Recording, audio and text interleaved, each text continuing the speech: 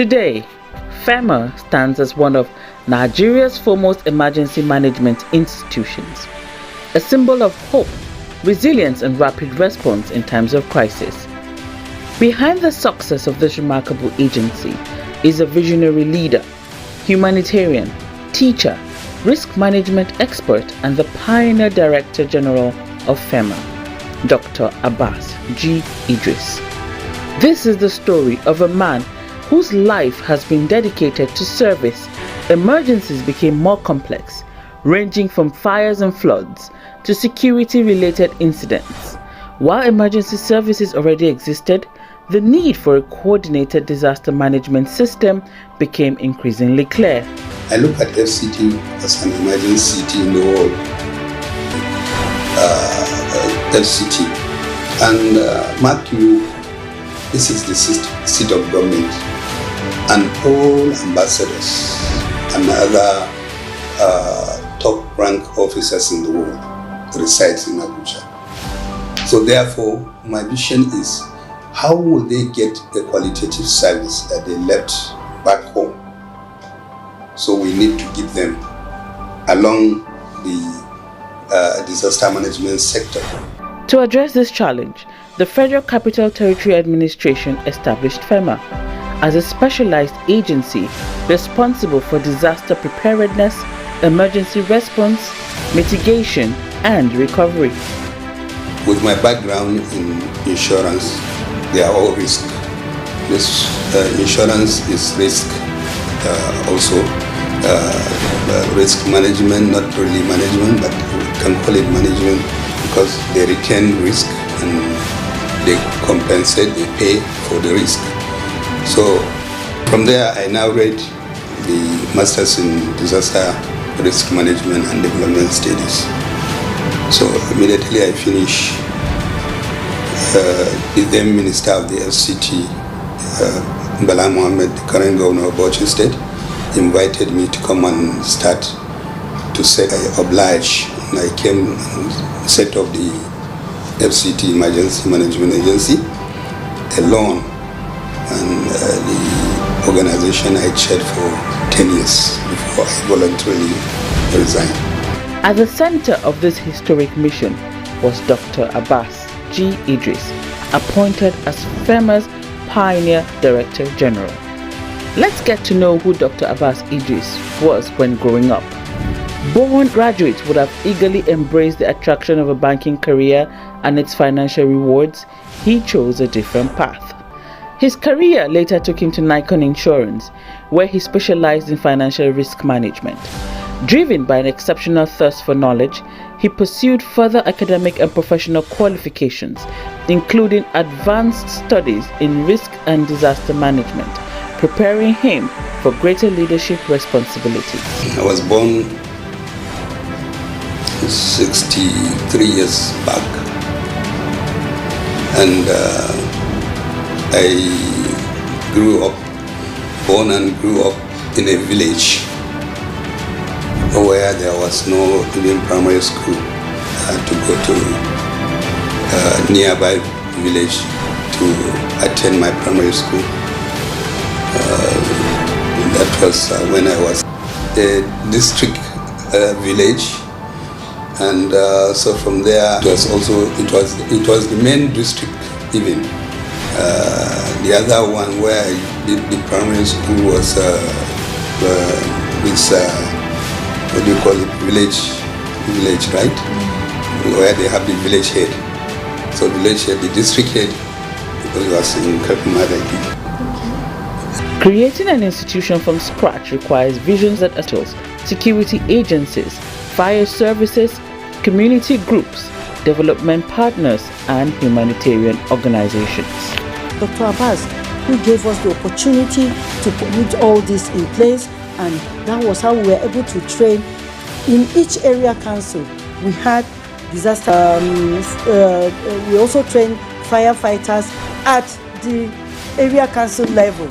We trained them so that whatever happens, they will swing into action before the arrival of the rescue team.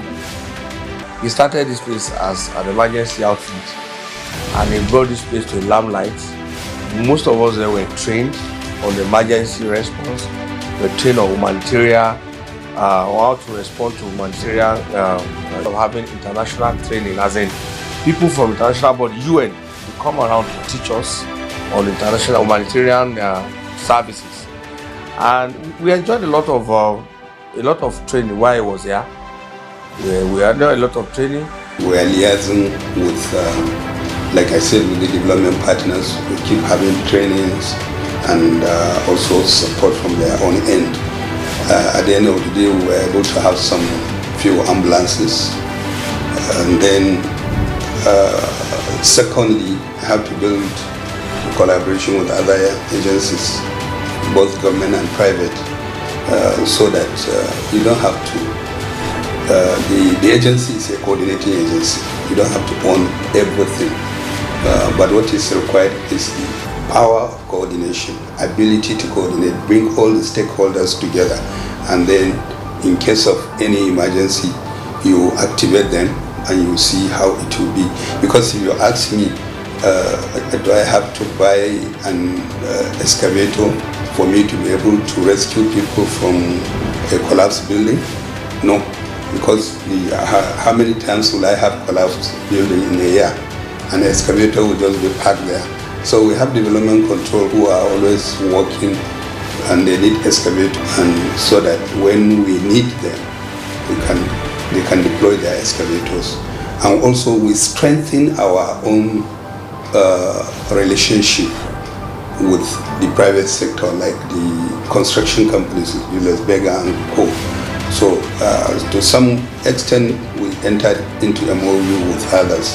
These collaborations laid the foundation for a coordinated emergency management system that will become a model for others across Nigeria. Whole of the FCT, being the pioneer student of disaster management in Nigeria, there wasn't anybody that knew anything about disaster management. I'm not saying with all humility, but what I'm saying in terms of certificate. So I was alone, and I was not allowed to employ anybody because we had some classmates who were also who graduated with me, along with me. I will have brought 2 or 3 to assist me. So I had much of admin staff than technical staff, and the knowledge I have is for a knowledge to have a technical team that will be able to go for a risk, assess the risk, and also provide solutions. One of his most significant achievements was the introduction of the emergency toll-free number, providing residents with easier access to emergency services and significantly improving response coordination. Interestingly, despite the numerous challenges Dr. Abbas Idris recorded, the following achievements during his tenure. FEMA has received and responded to a total of 486 fire calls and 40 rescue calls in 2016, all relating to rescue from members of the public in the FCT.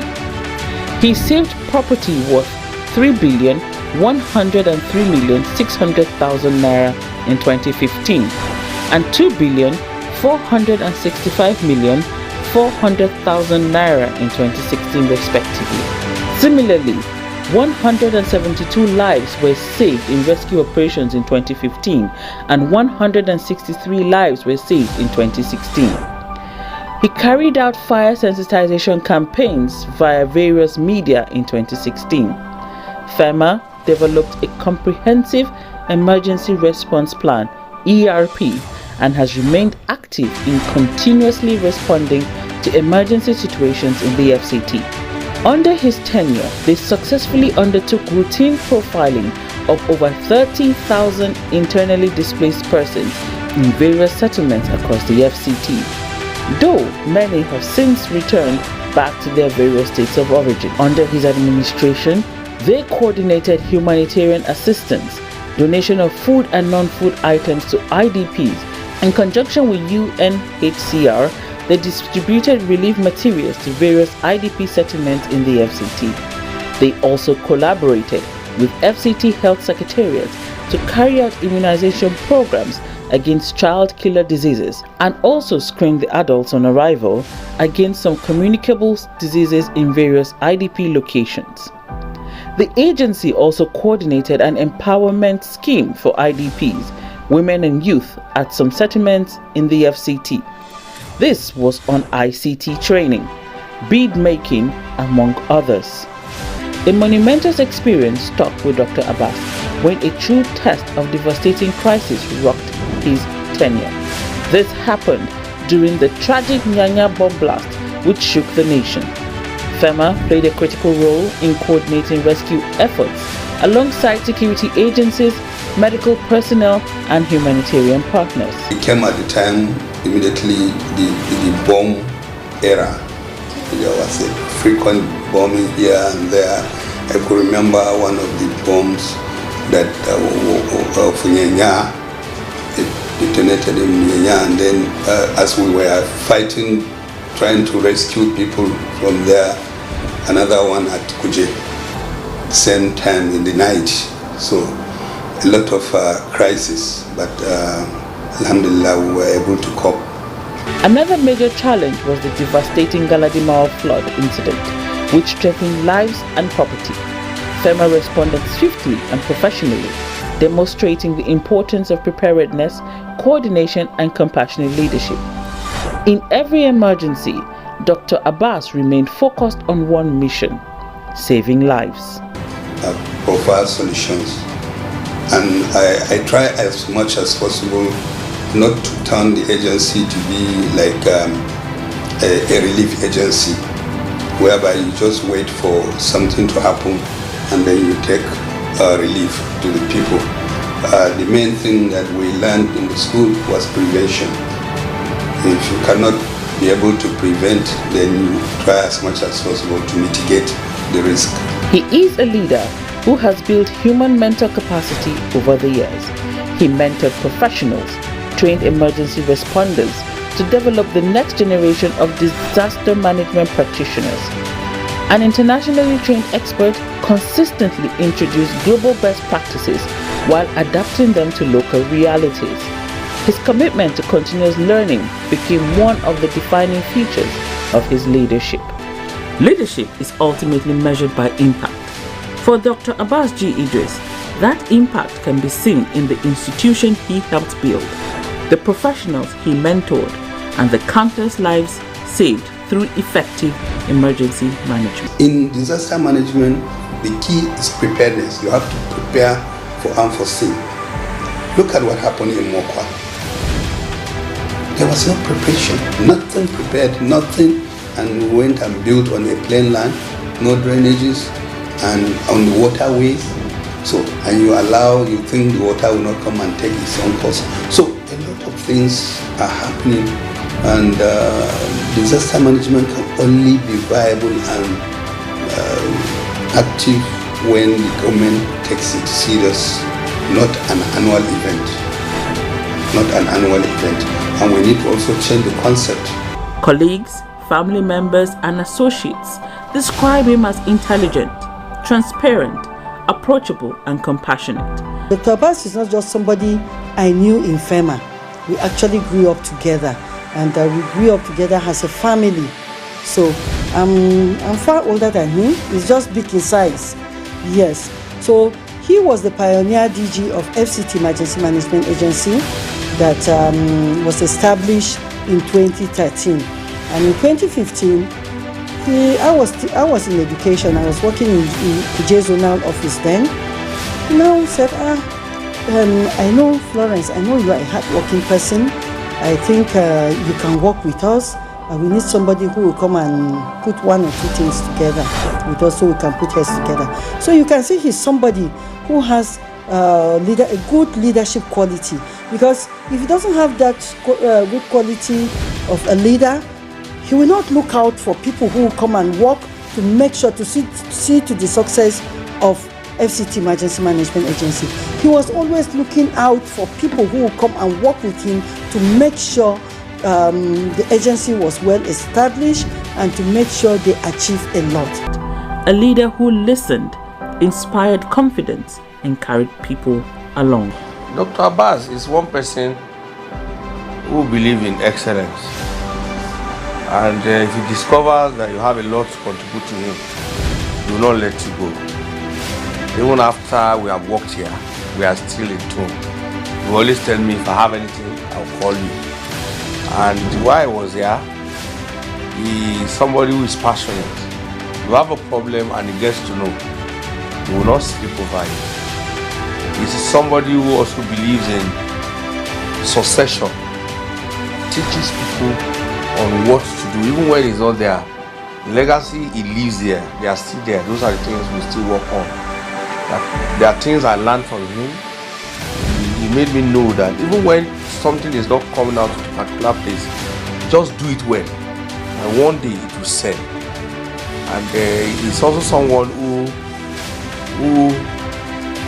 when he believes in you, nothing comes in between you and him. That's the kind of person he is. My earliest memories of him are of someone who is very calm, disciplined, and serious about his responsibilities. Even from when I was younger, I always saw him as someone who is focused on duties and his services and also doing things the right way. At home, he is a firm but caring father. He believes in prayers, hard work, respect, and discipline, and he makes sure we understand those values. Even if sometimes he might not be very expressive, but through his actions you can see that he really cares and is passionate about wanting to guide the family and make sure that everything is on the right path. The message that I would like to share with him through this documentary is thank you. Thank you for your service, your dedication, and the impact you've made in my life, my siblings, and the family at large, and most especially the impact you've made in the FCT.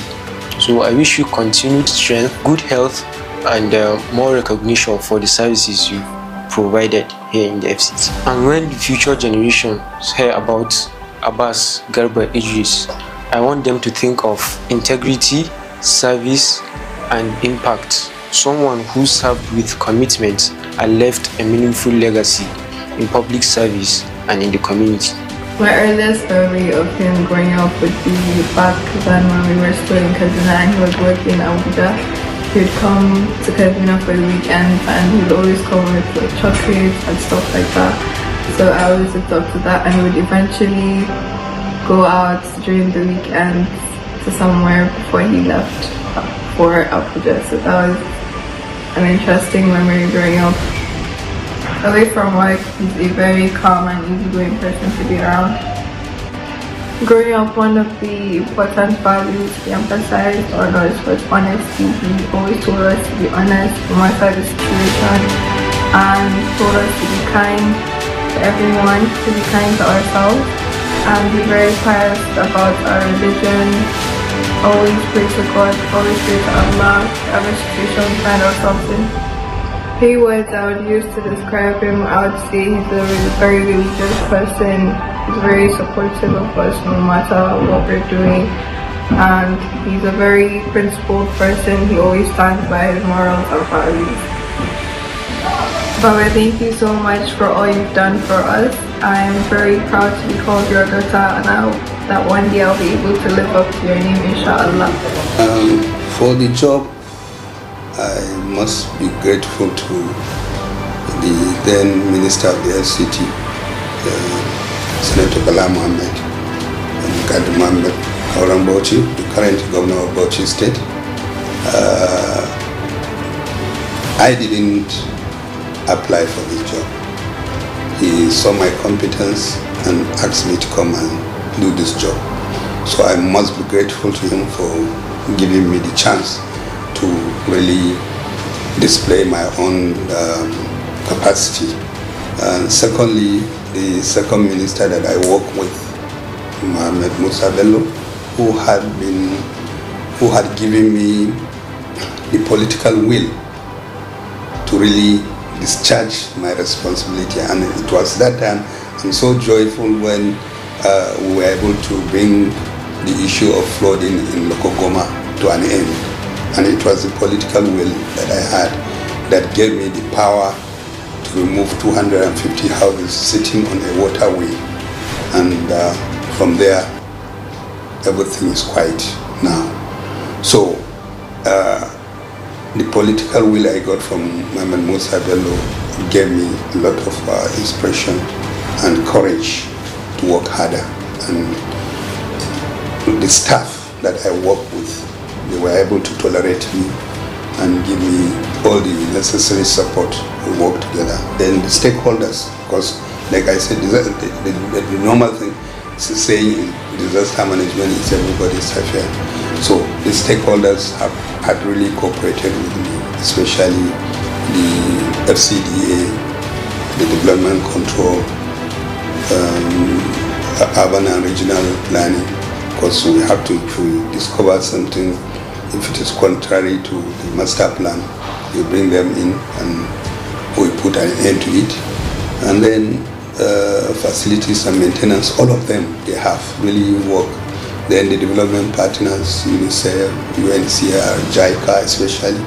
As I'm talking to you, before I left, I sent somebody to Japan, and she's there pursuing her master's through JICA, the collaboration we had. She's there at the moment pursuing her own master's.